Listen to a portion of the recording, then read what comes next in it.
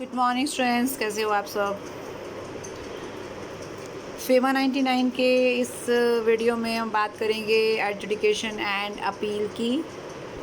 तो किस तरीके से लीगल प्रोसीडिंग्स फॉलो की जाती हैं और अपील का क्या सिस्टम है, ये बात हम डिस्कस करेंगे इस वीडियो में। सबसे पहले हम बात करेंगे अपॉइंटमेंट ऑफ एडजुडिकेटिंग अथॉरिटी की। किस तरीके से कौन सी अथॉरिटी लीगल प्रोसीडिंग्स फॉलो करती है, तो उसके लिए हम ये देखेंगे कि सेंट्रल गवर्नमेंट अपॉइंट करेगी ऑफिशियल गज़ट में नोटिफिकेशन देकर। किसको अपॉइंट करेगी? कुछ ऑफिसर्स को उन्हें एडजुडिकेटिंग अथॉरिटी कहा जा सकता है और उनका ये काम है कि जो भी पर्सन एक्यूज़ड है, जिस पर आरोप लगा है, जिसने कोई कॉन्ट्रावेंशन किया है, जिसने कोई प्रोविज़न तोड़ा है, उसके लिए उसके केस पर वो इंक्वायरी करने का काम करती है। तो अपॉइंट कौन करेगा? उसको सेंट्रल गवर्नमेंट करेगी। और एक नहीं है, कई ऑफिसर्स होते हैं जिनको एडजुडिकेटिंग अथॉरिटी कहा जा सकता है। वो उनको उनकी जुरिस्डिक्शन, उनका एरिया के हिसाब से उनको उनका केस दिया जाता है। तो वो उस पर्सन जिसकी अपॉइंटमेंट करेगी, उसका काम है इंक्वायरी करना। और वो पर्सन यानी कि एडजुडिकेटिंग अथॉरिटी एक्यूज पर्सन को अगर मान लीजिए कोई पेनल्टी लग चुकी है उस पर, तो उसे उसके लिए एक बॉन्ड या गारंटी भरने के लिए बोल सकती है। और भी इसके अलावा जो भी उनके पास पावर्स हैं उसका इस्तेमाल वो कर सकती है। सेंट्रल गवर्नमेंट जो ऑफिसर्स की अपॉइंटमेंट करती है, उनको उनका ज्यूरिसडिक्शन, उनका एरिया भी बताती है, क्योंकि पर्टिकुलर एरिया के हिसाब से ही उनको केसेस दिए जाते हैं और उस पर उनको इंक्वायरी करनी होती है। कोई भी एडजुडिकेटिंग अथॉरिटी तब तक एक्शन नहीं लेगी जब तक उसके पास रिटर्न में कंप्लेंट नहीं आ जाती, राइट। तो कंप्लेंट ऑब्वियसली कोई भी ऑफिसर कर सकता है जो जनरल या स्पेशल ऑर्डर के ज़रिए सेंट्रल गवर्नमेंट ने अपॉइंट किया हो, यानी सेंट्रल गवर्नमेंट के द्वारा अपॉइंट किया हुआ ऑफिसर एडजुडिकेटिंग अथॉरिटी को रिटर्न में अगर कंप्लेंट करता है, इन दैट केस वो इंक्वायरी आगे बढ़ाएंगे। और जिस पर्सन पर मैं पॉइंट नंबर 4 पे हूँ, जो पर्सन एक्यूज्ड है या जो आप कह सकते हो कि डिफ़ॉल्टर है, उस पर्सन को ये अधिकार है कि वो अपना केस इन पर्सन यानी कि अपने आप या किसी लीगल प्रैक्टिशनर की हेल्प से या किसी चार्टर्ड अकाउंटेंट की हेल्प से अपना केस प्रेजेंट कर सकते हैं। और सरकार इस तरीके इसमें क्या करती है, कुछ लोगों को लीगल प्रैक्टिशनर जो हैं या उनको एक तरीके से ऑथोराइज़ करने की पावर उनको अब उनका केस प्रेजेंट करने की पावर देती है, ठीक है। अब आगे कर रहे हैं कि जो भी एडजुडिकेटिंग अथॉरिटी है उसके पास सिविल कोर्ट की सारी पावर्स मौजूद हैं। जो भी प्रोसीडिंग होगी, वो लीगल प्रोसीडिंग जो भी होगी, वो इसी तरीके से प्रोसीडिंग होगी जैसे एक कोर्ट में प्रोसीडिंग होती है, उसे हम जुडिशियल प्रोसीडिंग कहेंगे। और उसके द्वारा दिए गए यानी एडजुडिकेटिंग अथॉरिटी के द्वारा किए गए सारी एक्टिविटीज़ या जो भी लीगल प्रोसीडिंग है उसको जुडिशियल प्रोसीडिंग और सिविल कोर्ट के द्वारा की गई प्रोसीडिंग की तरह ही माना जाएगा। जब एडजुडिकेटिंग अथॉरिटी के पास कोई कंप्लेंट आती है, कोई केस आता है, तो उसकी ये ड्यूटी है कि वो 1 साल के अंदर अंदर इस केस का निपटारा कर दे। और अगर ऐसा नहीं कर पाती है तो उसे रिटर्न में वो वैलिड रीज़न देने होंगे जिसकी वजह से ऐसा जो काम है वो लेट हुआ है। यहाँ तक बात हमारी क्लियर हो जाती है, ठीक है। अब दूसरे पॉइंट पे आ जाते हैं, अपील टू स्पेशल डायरेक्टर। अब सेंट्रल गवर्नमेंट जो है एक नोटिफिकेशन देकर एक या एक से ज़्यादा स्पेशल डायरेक्टर्स जो अपील लेने का काम करेंगे उनकी अपॉइंटमेंट करेगी। और एडजुडिकेटिंग अथॉरिटी जो अभी हम ऊपर डिस्कस कर रहे थे, तो उनके ऑर्डर के अगेंस्ट अगर कोई पार्टी या पर्सन स्पेशल डायरेक्टर के आगे अपील करना चाहे तो कर सकता है। मतलब क्या है, स्पेशल डायरेक्टर का काम क्या है? अपील लेना, अपील को स्वीकार करना, किसकी जो पार्टीज़ एग्रीव्ड हैं, पीड़ित हैं, किस चीज़ से पीड़ित हैं, जो एडजुडिकेटिंग अथॉरिटी ने ऊपर डिसीज़न दिया है उस डिसीज़न के अगेंस्ट हैं वो, और वो उस डिसीज़न की अपील करना चाहते हैं, तो उसके लिए अथॉरिटी कौन है? स्पेशल डायरेक्टर है, ठीक है।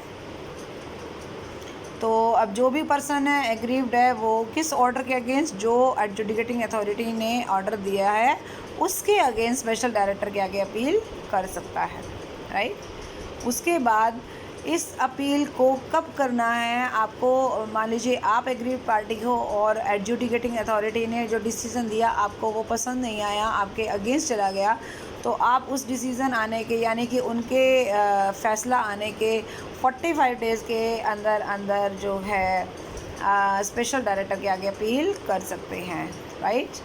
चलिए जी नेक्स्ट चलते हैं नेक्स्ट पॉइंट पे, दैट इज़ जैसे ही अपील के लिए उनके पास इंफॉर्मेशन आती है यानी अपील आती है तो उस अपील को वह निपटारा करेंगे। पहले तो उसके ऊपर सुनवाई करेंगे, सिंपल सी बात है, दोनों पक्षकारों को सुनेंगे, जिसके अगेंस्ट हुई है और जिसने की है, दोनों पक्षकारों को अपनी अपनी बात रखने का मौका मिलेगा।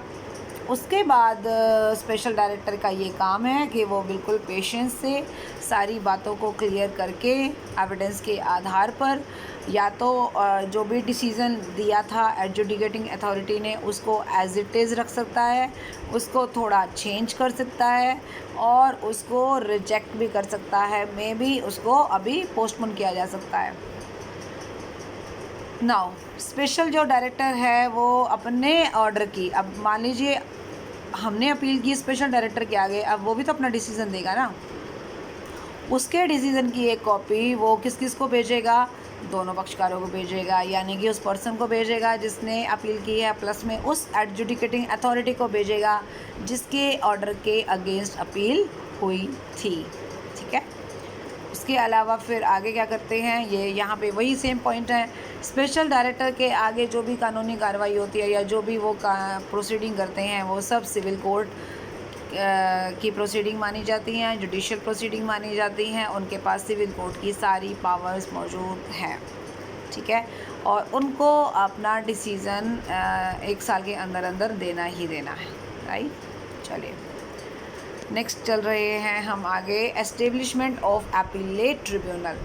अभी ये अगली कैटेगरी आ गई है, एक रैंक ऊपर आ गए हैं हम, कि मान लीजिए एडजुडिकेटिंग अथॉरिटी का जो डिसीज़न था हमें समझ में नहीं आया, हमने स्पेशल डायरेक्टर के आगे अपील की, मान लीजिए उनका डिसीज़न भी हमें अच्छा नहीं लगा, नाउ अब हमारे लिए क्या रास्ता खुला है, किस दरवाजे पर हम जाएंगे, तो हमारे लिए है दरवाज़ा अपीलेट ट्रिब्यूनल का।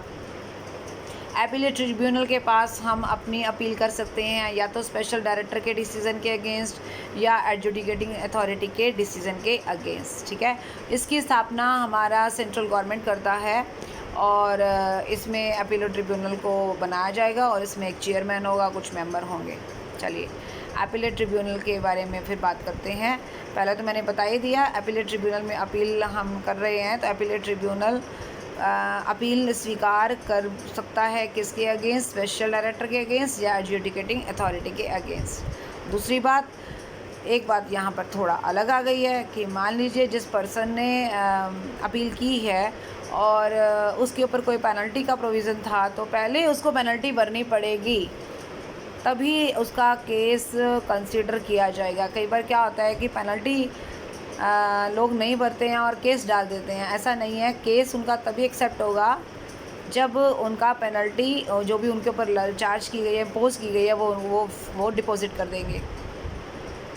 अगर अपीलेट ट्रिब्यूनल को ऐसा लगता है कि जो हमारा पर्सन है, जो एक्यूज़ड है या जिसके ऊपर पेनल्टी लगी है और जिसने अपील की है, अगर ये पैसा जमा कराना उसके लिए काफ़ी हार्डशिप रहेगा और उसको मतलब बहुत परेशानी होने वाली है, तो उसको इस चीज़ के एग्जेम्प्ट भी किया जा सकता है, मतलब उसको वो डिपॉजिट कराने की फिर ज़रूरत नहीं होगी, ठीक है। और अपील कब दायर करनी है, विद इन 45 डेज़, जैसे आपने पहले किया था ना एडजुडिकेटिंग अथॉरिटी के डिसीज़न के अगेंस्ट स्पेशल डायरेक्टर के आगे हमने अपील की थी 45 डेज़ में, सिमिलरली उन दोनों के अगेंस्ट हम अपील करेंगे अपीलेट ट्रिब्यूनल के आगे विद इन 45 डेज़, ठीक है। और 45 डेज़ बीत चुके हैं और अभी लेकिन अपील वो बाद में आई है, तो क्या अपील एक्सेप्ट हो सकती है? हाँ, हो सकती है। अगर अपीलेट ट्रिब्यूनल को ये लगे कि there was some kind of genuine reason और कुछ सफिशिएंट प्रॉब्लम थी जिसकी वजह से अपील दर्ज नहीं हो सकी, ठीक है। अब अपील आने के बाद अपीलेट ट्रिब्यूनल का काम क्या है? दोनों पक्षकारों को सुनना, दोनों को अपना अपना पक्ष रखने का मौका देना, और उसके बाद वो एविडेंस के आधार पर और जो भी सुनवाई होगी, जो भी उसका प्रोसीजर है, उसके बेस पर वो अपना डिसीज़न देगी, और एक कॉपी दोनों पक्षकारों को यानी एडजुडिकेटिंग अथॉरिटी या स्पेशल डायरेक्टर में से कोई होगा, पर प्लस में उस पर्सन को जिसने अपील दर्ज की है। इसका निपटारा उसे 180 डेज़ में करना होगा। पिछला केस था एक साल का टाइम मिला था, जो अपील की गई थी ना पहली स्पेशल डायरेक्टर के आगे, उसे 1 साल के अंदर अंदर उसका निपटारा करना था, पर यहाँ पर 180 दिन ही हमें मिले हैं अपीलेट ट्रिब्यूनल को इसको डिस्पोज ऑफ करने के लिए। और अगर इस टाइम पर वो डिस्पोज ऑफ नहीं करता देन ही जो भी अपीलेट ट्रिब्यूनल है वो अपने रीज़न्स रिकॉर्ड करेगा कि क्या रीज़न रहे हैं जिससे वो डिसीज़न टाइम पर नहीं दे पाए, और अपने डिसीज़न देने के लिए वो सफिशिएंट डॉक्यूमेंट्स एविडेंस की डिमांड भी कर सकते हैं। राइट, यहाँ तक बात क्लियर हो गई। अब हम बात करेंगे अपीलेट ट्रिब्यूनल में कौन कौन लोग होते हैं, उनकी क्या क्या क्वालिफ़िकेशन है। तो अपीलेट ट्रिब्यूनल में एक चेयरमैन होगा, कुछ मेंबर्स होंगे। अब मेंबर्स को चेयरमैन जो है वो बेंचेस में कन्वर्ट करेगा, मतलब कई बार क्या होता है कि एक मेंबर का एक बेंच है, कई बार एक से ज़्यादा मेंबर्स भी बेंच में डाल दिए जाते हैं। वो डिपेंड करता है एरिया के हिसाब से, सर्कमस्टांसिस के हिसाब से, और चेयरमैन का डिसीज़न उसमें फ़ाइनल रहेगा। चेयरमैन अपनी मर्ज़ी से और बेंचेस जो भी बनाई जाएंगी, मेंबर्स जो भी उसमें डाले जाएंगे, उनका एरिया बांटेगा और एरिया के आधार पर उन्हें केस जो है वो दिया जाएगा।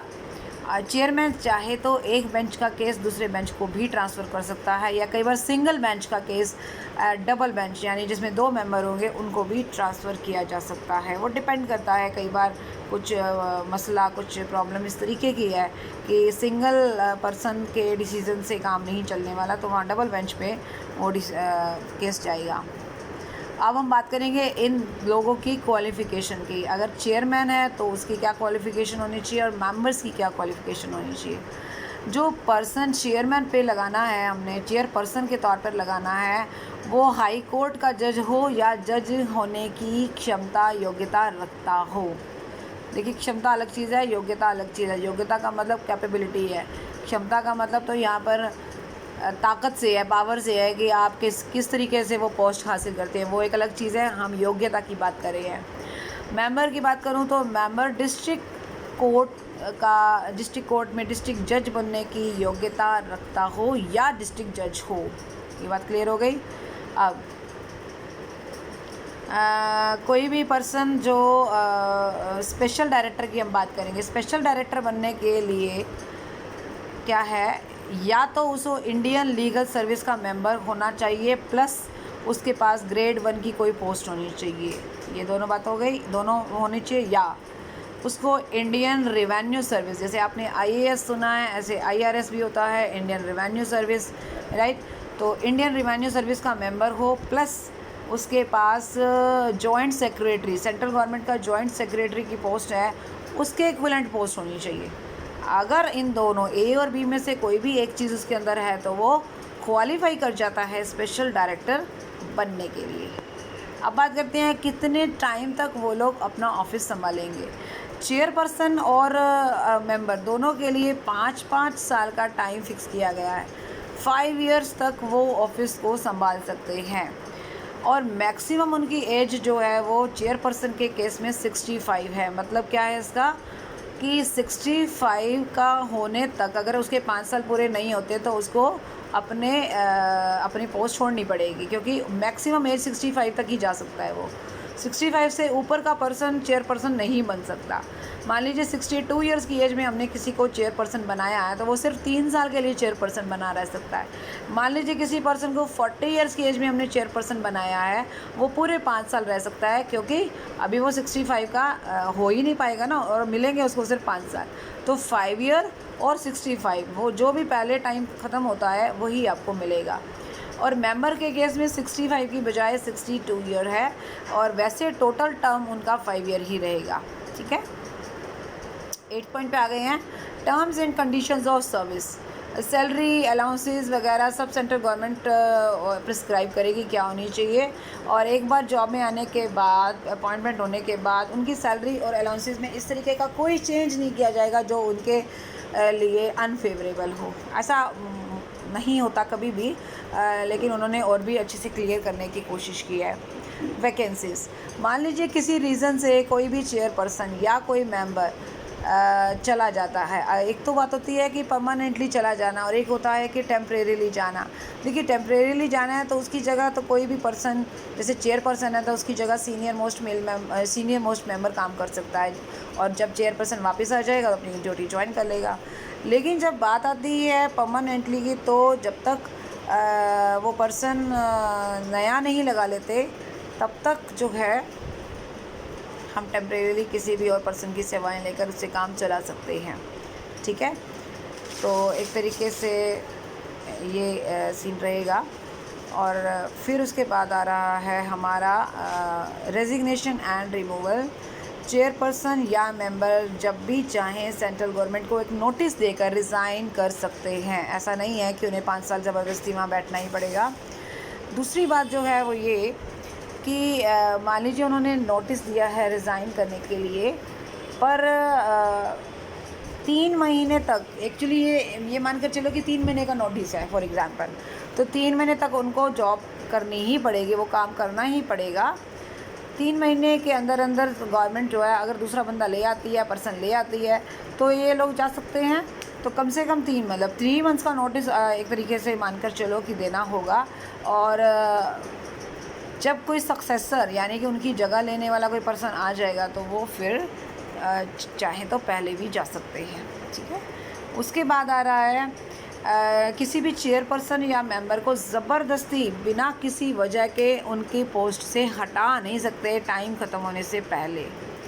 लेकिन अगर उनका कोई मिसबिहेव रहा है, कोई वो डिफ़ॉल्टर रहे हैं, तो एक इंक्वायरी के आधार पर प्रेसिडेंट जो है एक अपॉइंट करेगा पर्सन को, और इंक्वायरी होगी, उसके आधार पर उन लोगों को हटाया जा सकता है।